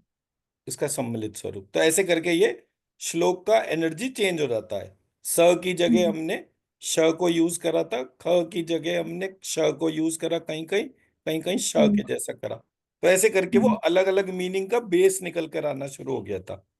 7 श्लोक। मत्तः हम्म, परतरम नान्यत किंच दस्ति धनंजय मयि सर्वमिदं प्रोतम सूत्रे मणिगणा इव। मत, हे धनंजय, हम्म, मुझसे भिन्न दूसरा कोई भी परम कारण नहीं है। यहां पर वो कह रहा है परतरम नान्यत किंच दस्ति धनंजय। पूरी दुनिया में जितने भी मत हैं, हम्म, मत जी। मतलब opinions hmm, about the causal body, hmm, ये मुझसे भिन्न कोई नहीं है। मतलब every hmm, causal body is hmm, merging into my own approach, my own setup. जी। टोटल कितनी पॉसिबिलिटी थी? 18। 6 पदार्थ, 6 दर्शन, हम्म, और 6 वेदांग। इन हम्म, तीनों के कंबाइंड फॉर्म से बने 18 ऑप्शंस। ये जी। 18 ऑप्शन जो थी, ये मुझसे भिन्न कोई भी नहीं है। मतलब इन 18 की 18 ऑप्शन में कॉजल बॉडी श्री कृष्ण महाकाल स्वरूप में, मतलब श्री कृष्ण अकेले तो नहीं है, तो राधा हम्म, कृष्ण या लक्ष्मी कृष्ण के तौर पर कृष्ण। वो कॉजल हम्म, बॉडी हो गया। हम्म, उसके अलावा कोई भी नहीं है। हम्म, जी। ठीक है, आगे बढ़ते हैं। हम्म, यह संपूर्ण जगत सूत्र में सूत्र के मणियों के सदृश मुझ में गुंथा हुआ है। हम्म, तो मेरे गुरु जी कैसे बोलते थे? बोले बेटा देखो, ऐसा है, हर आदमी के पास एक यूनिक क्वालिटी होती है, वो बहुत हम्म, मीनिंगफुल होता है। बट इम्पॉर्टेंट क्या होता है कि वो अकेला होता है। मतलब आपके पास एक हीरा है मान लीजिए, बट हम्म, अगर आपको हीरो की माला चाहिए, तो आपको हम्म, एक सूत्र चाहिए हम्म, जो सबको बांधने वाला हो। जी। अब मोतियों की माला हो, चाहे रुद्राक्ष की माला हो, चाहे किसी भी चीज की माला हो, हम्म, माला हम्म, के लिए उस समय तो सूत की माला बनती थी। जी। अब सूत में रुद्राक्ष का कोई गुण नहीं है, हम्म, हीरे मोती का कोई गुण नहीं है सूत्र के अंदर। हम्म, सूत के अंदर क्या गुण है? वो सिंपल होता है, साधारण होता है, कोई उसमें महंगापन या वैसा कुछ पार्ट नहीं होता, लेकिन वो सबको बांधने वाला होता है। हम्म, मतलब ईश्वर जो है वो तो बहुत सिंपल फॉर्म है, बट हम्म। ईश्वर ही सबकी विशेषताओं का मूल कारण है और सबको बांध के रखता है। हम्म। कोई कारण होगा ना, ईश्वर ने मेरे को और आपको बांध दिया, या मेरे को और जी। रमेश जी को बांध दिया। हम्म। तो किसी भी दो व्यक्तियों को बांधने का जब आप कॉजल बॉडी आइडेंटिफाई करते हो तो आपको पता नहीं चलता कि कौन है कॉजल बॉडी, बट वो बड़ा हम्म। सिंपल फॉर्म होता है। हम्म। हम्म। ठीक है जी। तो तुम ऐसा समझो कि संपूर्ण भूत दोनों प्रकृतियों से ही उत्पन्न होते हैं और मैं संपूर्ण जगत का प्रभव तथा प्रलय हूं। मुझसे भिन्न दूसरा कोई भी परम कारण नहीं है। यह संपूर्ण जगत सूत्र में सूत्र के मणियों के सदृश मुझ में ही गुंदा हुआ है। हम्म।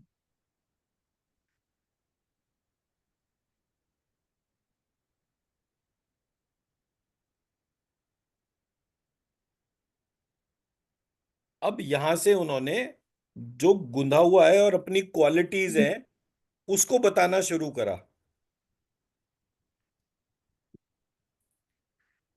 पहले तो उन्होंने बोला कि माला मान लो, तो अब मेरे पास एक जी। मणि है, मतलब डायमंड। हम्म। डायमंड की क्या प्रॉपर्टी होती है? It is the hardest substance.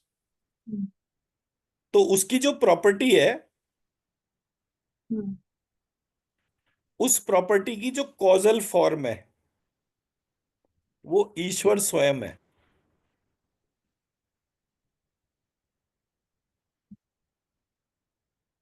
ठीक है, अब वो किस किस की कॉजल फॉर्म है उसके बारे में डिस्क्रिप्शन शुरू हो गया श्लोक नंबर 8 से। जी। रसो हम्पसु कौन्ते प्रभा अस्मि शशि सूर्यो प्रणवा सर्व वेदेषु शब्द खे पौरुषम निषु। तो ये खे को मैं क्षय लिखता हूं एंड ऑल दैट, वो हम्म। इसमें एज इट इज है।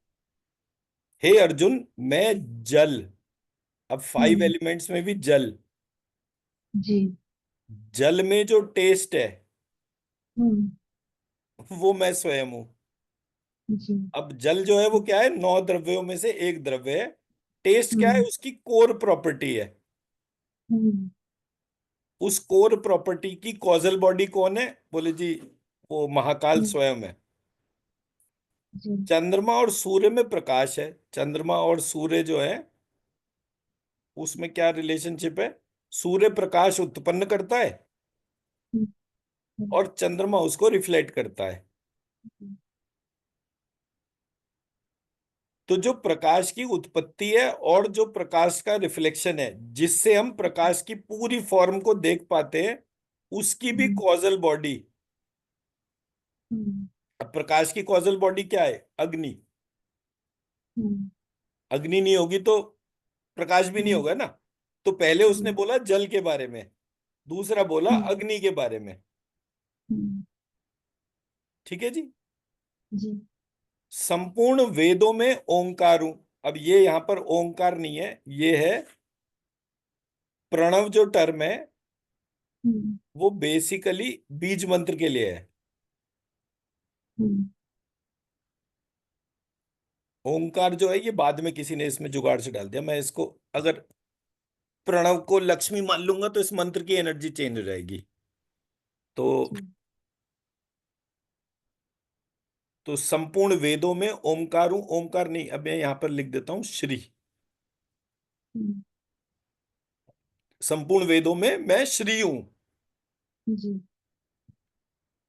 ठीक हम्म। है जी। आकाश में शब्द और पुरुषों में पुरुषत्व हूं। आकाश में शब्द, हम्म। मतलब स्काई एलिमेंट की प्रॉपर्टी जो है शब्द है। हम्म। लेकिन ये जी। शब्द नहीं है, ये है शब्द, हम्म। हम्म। विचार। जी। वो विचार जो शब्द को उत्पन्न करता है। हम्म। तो जी। Thought and sound. जी। ठीक है जी। हाँ। थॉट एंड साउंड का जो कॉजल बॉडी है वो कौन है? मैं हूं। जी। हाँ। पुरुषों में जो पुरुषत्व है, जी। मतलब अब पुरुष को आप डिफाइन कैसे करेंगे कि ये पुरुष है ये नहीं है? तो यहां से मैंने डेफिनेशन बनाई। अब ये डेफिनेशन कौन सी थी? पुरुष और स्त्री की परिभाषा थी। पुरुष कौन होता है? पहले स्त्री को परिभाषित करते हैं। जो सूक्ष्म को स्थूल करे, हम्म, वो स्त्री। तो पूरी प्रेगनेंसी जो है वो किस बात के ऊपर बेस्ड है? कि वो सूक्ष्म को स्थूल कर रही है। हम्म, जी। जो स्थूल को सूक्ष्म करे,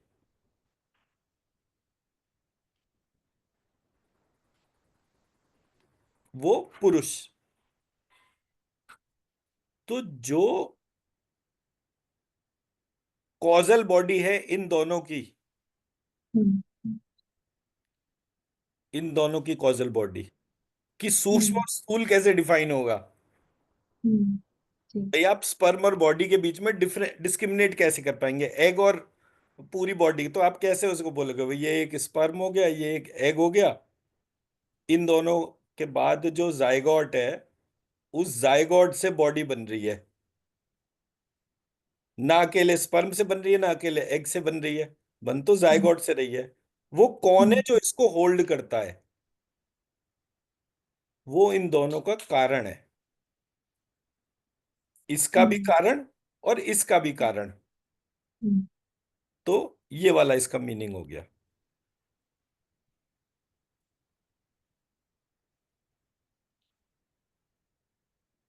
अब पुण्यो गंधा पृथ्व्याम च तेजस चास्मि विभावसो जीवनम सर्वभूतेषु तपश्चास्मि तपस्विषु।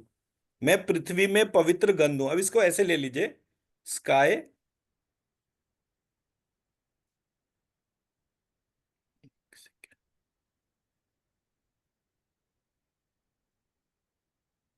Sky, air, fire, water, earth. ठीक है। पहले इसने बताया किसके बारे में? वाटर के बारे में। फिर बताया जी। किसके बारे में? Fire fire. के बारे में। फिर बताया किसके बारे में? स्काई के बारे में। हम्म, फिर उसके बाद बताया नॉलेज के बारे में। हम्म, तो जल एक, प्रकाश अग्नि से दो, हम्म, आकाश तीन, पुरुषों में पुरुषत्व जेंडर चार, हम्म, एक दो तीन चार, फिर पृथ्वी पांच, नॉलेज संपूर्ण वेदों में ओंकार एक दो हम्म, तीन चार पाँच छः,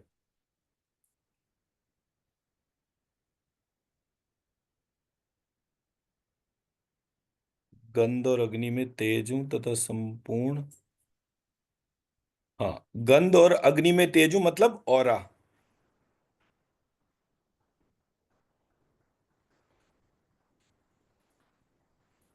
संपूर्ण भूतों में उनका जीवन हूं, लाइफ। और तपस्वियों में तप हूं। ऐसे करके ये बेसिकली श एक दो तीन चार पाँच छः सात आठ नौ, 9 डोमेन्स के बारे में यहां पर डिस्क्रिप्शन आ गया। श श त ल ह य र व। इसमें खास तौर पे जो तपस्वियों में तप हूं, इस जी। तपस्वी टर्म को समझने की जरूरत है। जो तप करते हैं वो तपस्वी कहलाते हैं। अब तप क्या होता है? तप होता है ब्रह्मचर्य। तप तपस्या को कहते हैं, which is a wrong notation. तपस्या भी अग्नि तपस्या मानी जाती है। पंचाग्नि तप टर्म यूज होता है संस्कृत में। एक जगह जो है वो पंचाग्नि टर्म दे रखा है। 5 अग्नि में एक अग्नि ऊपर रखते हैं, एक हाथों के ऊपर रखते हैं, पैरों के ऊपर रखते हैं, सामने रखते हैं। ऐसे 5 अग्नि में बैठने को वो तपस्या कहते हैं, विच इज नॉनसेंस। सिवाय टाइम की वेस्टेज के इससे कुछ नहीं मिलता। तपस्या क्या है? ब्रह्मचर्य। जी। अब ब्रह्मचर्य क्या है? ब्रह्मचर्य का मतलब ये नहीं है कि आपने स्त्रियों को अवॉइड करा। ब्रह्मचर्य का मतलब क्या है? आपने प्रत्येक जगह क्रिएशन को देखा। हर जगह क्रिएशन और क्रिएटर को देखना, जी। इसको हम क्या कहते हैं? ब्रह्मचर्य कहते हैं। जी। तो कृष्ण जी जो हैं वो ब्रह्मचारी कहे गए हैं। अब ब्रह्मचारी हम्म। कैसे हो गए? एक तरफ तो 8 पत्नियां हैं, तो उन्हें ब्रह्मचारी कौन कहेगा? नहीं, ब्रह्मचारी का मतलब ही यह है कि जो कॉन्टिन्यूअसली क्रिएशन और क्रिएटर की डोमेन में ही अपने आप को रखता है, जिसको हम्म। अदर देन क्रिएटर हर फॉर्म में क्रिएशन दिखती ही नहीं है। क्या मेरी बात समझा जी। पाया? जी। आगे बढ़ते हैं। तो यहां पर नई टर्म जो आई वो तप आई। हम्म। तेज। तेज मतलब ऑरा को इसमें कहा गया कि भाई हर चीज के अंदर, जब मैं अग्नि में ऑरा देख रहा हूं और जी। कोई भी चीज में पृथ्वी तत्व ना हो, ऐसा हो नहीं सकता। हम्म। जी। तो हम्म। पृथ्वी तत्व के अंदर जो गंध है उसमें भी ऑरा है। क्या आप स्मेल से भी ऑरा को जान सकते हो? हम्म। अग्नि को जलते हुए तो देख ही सकते हो, बट हर एक पार्टिकल के अंदर एक स्मेल है। उस स्मेल जी। से भी ऑरा को जाना जा सकता है। ये यहाँ पर एक पॉइंट हो गया जो डिकोड करने के तौर पर है। अब ये जो तप टर्म जो है, हम्म। ये क्रिएटर से कनेक्ट होने का है। इसका मतलब जब आप हीलिंग करते हैं और हम्म। किसी भी जगह त और प, मतलब प और ता मैंने लिख दिया और यहां लिख दिया श्रीम। हम्म। इस बीज मंत्र का मतलब है ये श्रीम ही, हम्म। लेकिन ये श्रीम से क्रिएशन करना शुरू कर देता है। किसी भी बीज मंत्र के आगे प और ता लगा दीजिए, हम्म। वो जी। क्रिएटर डोमेन बन जाता है। फॉर एग्जाम्पल, मतलब एक एग्जाम्पल छोटा सा। पार्वती, हम्म। शिव। अब मैं इसको बीज मंत्र बनाऊंगा तो कैसे बनाऊंगा? प त। हम्म। हम्म।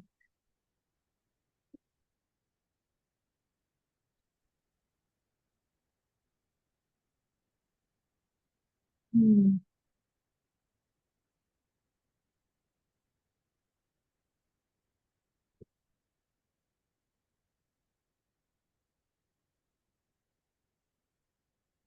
प्रत्यक्षरी। श और शा का कॉम्बिनेशन डाल दिया, वह एज इट इज ए व्री के तौर पे। या एज इट इज ए ई की मात्रा की वजह से प त आगे लग गया। अब मैं दो जी। बीज मंत्र रखता हूं आपके सामने। एक है यशस्वी हम्म। और एक है पतयक्षवरी। हम्म। इसमें पतयक्षवरी बीज मंत्र यूज करने से आप क्रिएशन कर सकते हैं।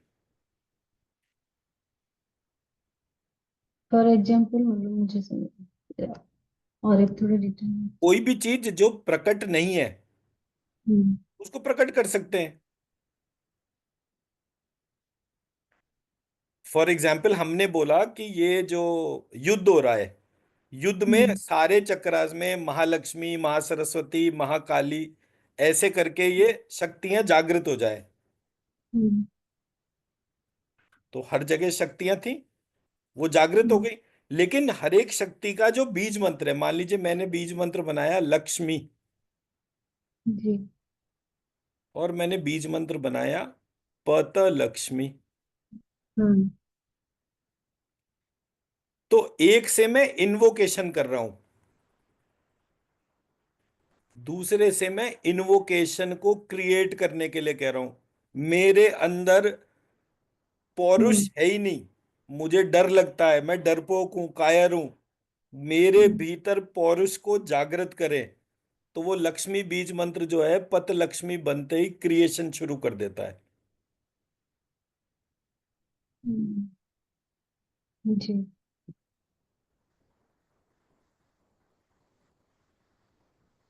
तो मतलब बीज मंत्रों में बहुत सारे एस्पेक्ट हैं, ये मैं सिर्फ एक पार्ट बोल रहा हूँ मेरे ऑब्जर्वेशन के तौर पे।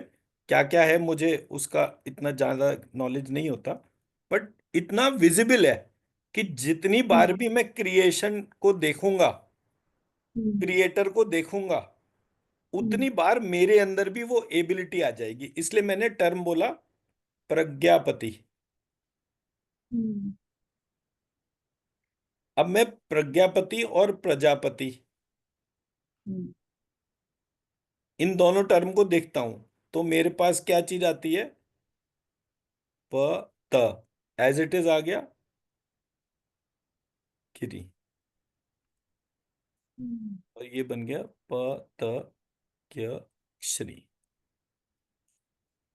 हम्म, इससे बना प त ज प श्री। हम्म, ज्ञ नहीं बना, जी। ज बना। हम्म, ज में और ज्ञ में बहुत फर्क है। हम्म, ये पृथ्वी तत्व है, हम्म, ये पृथ्वी तत्व है। ये ज्ञ जो है ये अग्नि तत्व है। सो स्ट्रक्चरली एक एक का एलिमेंटल एनालिसिस करने से आपको बहुत सारी चीजें पता चलती हैं। इसलिए जब आप किसी श्लोक को देखते हैं, उसका आउटराइट जो ट्रांसलेशन बन जाता है, वो हम्म, बकवास होती है, मतलब कोई लॉजिकल इंटरप्रिटेशन नहीं होता। क्यों? क्योंकि जब कृष्ण के टाइम पर ये हम्म, अगर श्रीमद् भगवत गीता लिखी गई है, जी। तो कृष्ण के टाइम पर कृष्ण क्या भाषा बोलते थे? वो भाषा हम्म, जो है, अब आप उड़िया बोलते हो, मैं जो हूँ हिंदी बोलता हूँ, हम दोनों की जी। भाषा को अगर आप व्हाट्सएप पे देखेंगे, हम्म, तो उसके वेरिएशन पता चलने शुरू होंगे। कह रहे, हम्म, ये उड़िया टर्म यूज कर लिया, ये इसने हिंदी टर्म यूज कर लिया। मूल तो वही हम्म, संस्कृत के अल्फाबेट्स ही थे ना। जी। पर जिस चीज को आप ज्यादा प्रयोग करते थे, जिस चीज को कम प्रयोग करते थे, उससे उसकी वेरिएशन बनती थी। ये वेरिएशन मिसिंग थी, पर वेरिएशन तो थी। तो आप ये तो आज हम्म, कोरिलेट कर सकते हो ना, कि अगर मेरी भाषा में इतना चेंज आ गया हम्म, और जानने के जी। बाद, तो पास्ट में 5,000 साल पहले तो वेरिएशन के बहुत सारे हम्म, फॉर्म्स होंगी। अगर हम्म, साइक्लिकल भी होगी तो भी रिपीटिशन ही होगा। हम्म, जी। कृष्ण के काल पे कौन सी भाषा थी, कौन सी ग्रामर थी, क्या एस्पेक्ट था, उसकी कैसे क्लैरिटी होगी? तो जब मैंने कृष्ण से ही पूछना शुरू करा इनर वॉइस मानकर, तो उन्होंने जी। मुझे अलग अप्रोच बतानी शुरू करी। मैंने उस अलग अलग अप्रोच को टेस्ट करा। टेस्ट हम्म, करने पर मुझे उसकी एप्लीकेशन दिखनी शुरू हुई, क्योंकि 3 फंडामेंटल डोमेन है: ऑब्जर्वेशन, अंडरस्टैंडिंग और एप्लीकेशन। जी। तो वो पूरा पार्ट पता चलना शुरू हो गया। मैं मेरी बात समझा पाया? जी। तो आप जब चीज को देख रहे हैं, मैंने एक एग्जांपल दिया था, मेरे गुरुजी मुझे क्या जब पढ़ाते थे, कैसे पढ़ाते थे, वो कहते थे, ये पंखा दिख रहा है? मैंने कहा हाँ जी। आज से 100 साल पहले ये पंखा कैसा था, और 100 साल बाद कैसा होगा, ये तुम्हें देखना आना चाहिए।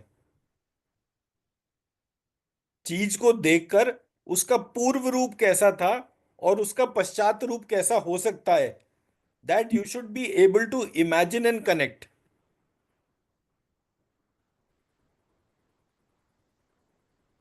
तो मैं वही पार्ट अप्लाई करता था लैंग्वेज में, नॉलेज मॉडल्स में, हर जगह धीरे धीरे वो पता चलता था। आगे बढ़ते हैं।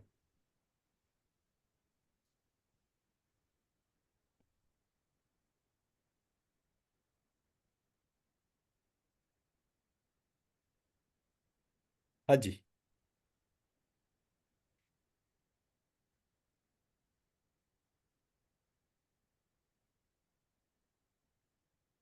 तो बीजम माम सर्वभूतानां विद्धि पाठ सनातनम बुद्धिर बुद्धि मतामस्मि तेजस तेजस्वी नामम। हे अर्जुन, तुम संपूर्ण भूतों का सनातन बीज हो, मुझको ही जानो। अर्जुन नाम था शिव का, इस वाले अर्जुन का नहीं था।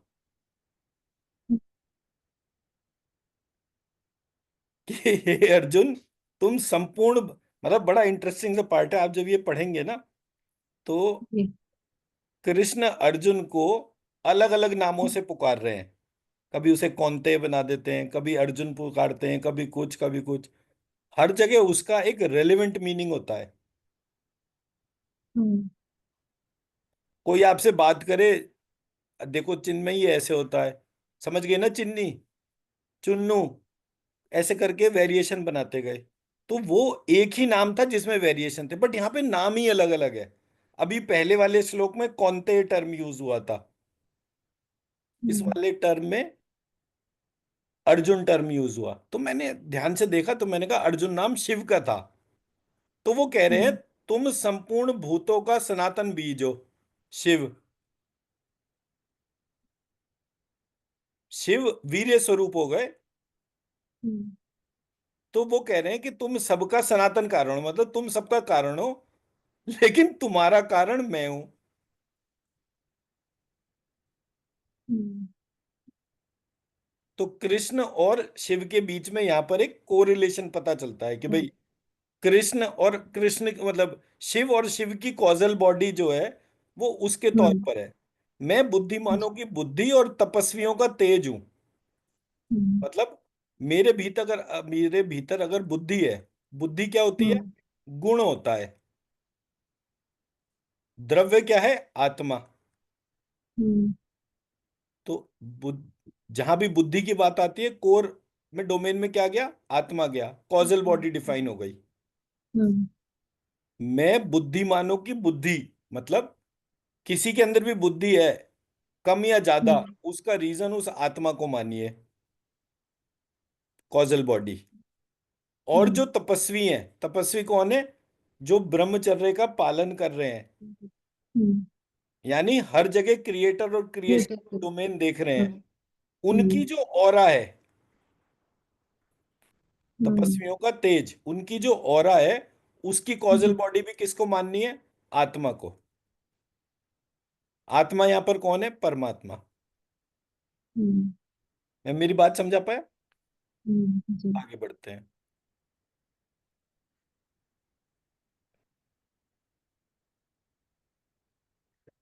मैं हे भर बलम बलवताम चाहम कामराग विवर्जितम धर्मा विरुद्ध भूतेषु कामोस्मि भरतर्षभा।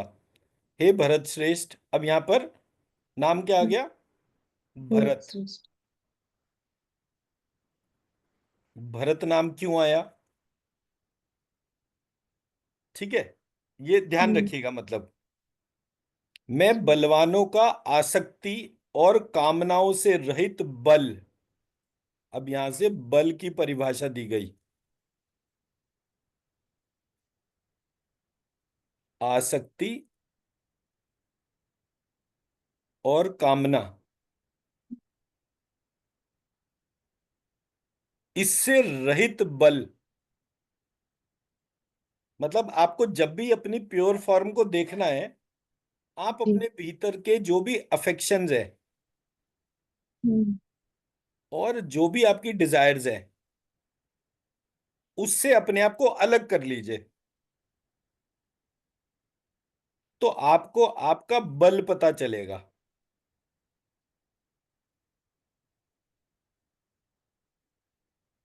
मैं मेरी बात समझा पाया। जी। जब भी आप अपने प्योर थॉट को ऑब्जर्व करें, हम्म। ये चीज किसके लिए, मेरे बच्चों के लिए, ये चीज किसके लिए, मेरी डिजायर्स के लिए, तो हम्म। आपको आपकी प्योर पावर पता ही नहीं चलेगी। मैंने बताया था उस दिन कि भाई आरती को हीलिंग एबिलिटी कब मिली, जब उसने दूसरे का अच्छा सोचना शुरू करा। हम्म। अरे, जी। ये मेरे पास कोई पावर होती मैं भैया को ठीक कर देती। थॉट आया दूसरे का, हम्म। दूसरे का अच्छा सोचने का। जब आप दूसरे का अच्छा सोचते हैं, बिना हम्म। अपनी पर्सनल इनिबिशंस के, बिना अपनी जी। पर्सनल किसी भी डोमेन के, जी।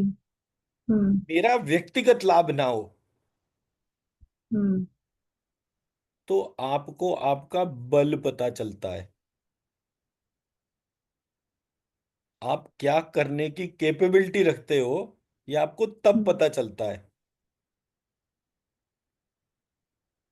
हम्म। मैंने एक सिंपल सी चीज बोली कि अगर मैं हम्म। प्रत्येक व्यक्ति जो कि पॉलिटिशियन डोमेन का है, डिफेंस हम्म। में है, या फिर ब्यूरोक्रेट है, इन हम्म। तीनों के भीतर जो चक्र है उन सब में महालक्ष्मी और बाकी देवियां जागृत हो जाएं, hmm. And they should be fully cruel in terms of curbing all the people. तीनों का फंक्शन अलग अलग है। हम्म। पॉलिटिशियन लोग अपॉइंट करते हैं, हम्म। ब्यूरोक्रेट एक मेथोडिकल प्रोसेस है ब्यूरोक्रेट के इमरजेंस का। हम्म। इन दोनों के पैरेलल इंस्ट्रक्शन या कंप्लीट इंस्ट्रक्शन से डिफेंस ऑपरेट होता है। जी। तीनों का कारण महालक्ष्मी। हम्म। 2 दिन में ऐसा आतंक मचा कि सबको ये कल्पना ही नहीं थी कि भारत भी ऐसा कर सकता है। हम्म। सबको ये था कि यार यार ये युद्ध नहीं करेंगे, ये कुछ नहीं करेंगे। उन्होंने जो भी रोल प्ले परफॉर्म करा बहुत अच्छी तरह से करा। पर मेरा क्या इस बात से कोई व्यक्तिगत लाभ था? मैंने तो एक बात बोली, घर में घुस के मारे, आधा अधूरा ना काम करे। और मैंने सबको भी यही बोला कि अपने विचार को ऐसा रखो, इस बात से देश को हील करो कि ये तीनों परफेक्टली हिट हो, इन सबके भीतर मां लक्ष्मी जागृत हो। और जब जब भारत पर कोई भी देश बलवान हो या कमजोर हो, भारत के ऊपर टेढ़ी निगाह करके देखे, उसको घर में ही घुस के मारे। वो चाहे चाइना हो, अमेरिका हो, कोई फर्क नहीं पड़ता। अगर शत्रु बनकर आओगे तो सब मार खाओगे। एक साथ आओ, अकेले आओ, कोई फर्क नहीं पड़ता। महालक्ष्मी के लिए बल का क्या पर है? पर ये मेरा विचार था। ये विचार मैं इसलिए ले हम्म। पाया क्योंकि उस समय ना तो मुझे किसी चीज की आसक्ति थी, और ना ही हम्म। कोई मेरी ऐसी कामना या डिजायर। तो हम्म। जब आप अपने प्योर पर्पस को धारण करते हो, तब ये डोमेन हम्म। एमर्ज होती है आपके भीतर, बल की डोमेन। हम्म।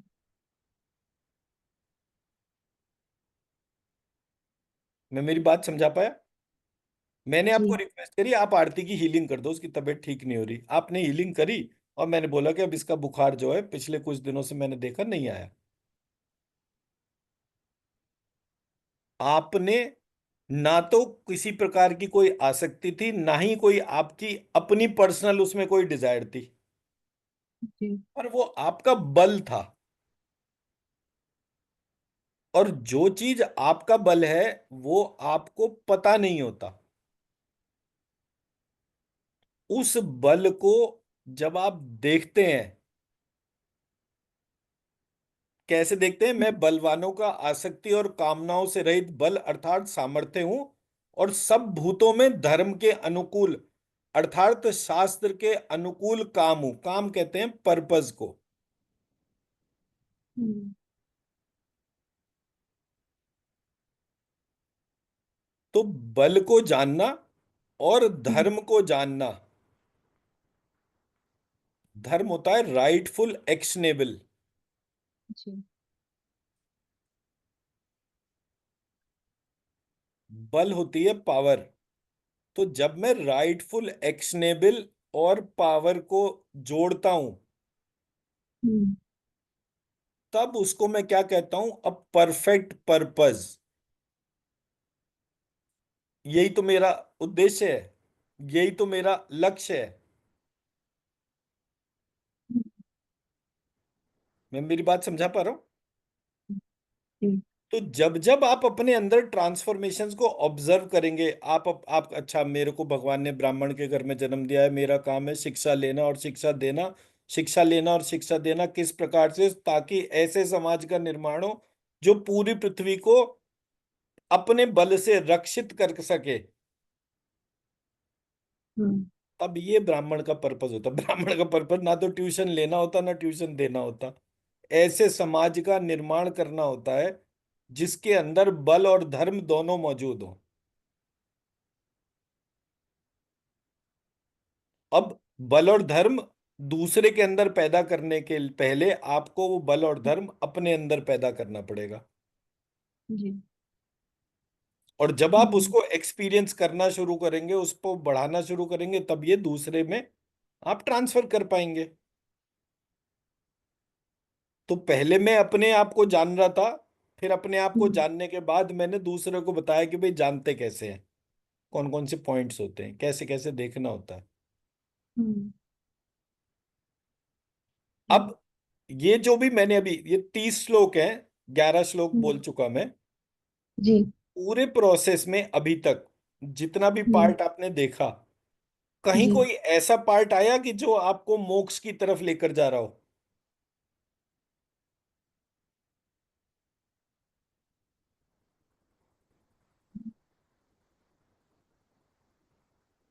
ये मोक्ष पे बेस्ड है ही नहीं, ये कर्म पे बेस्ड है।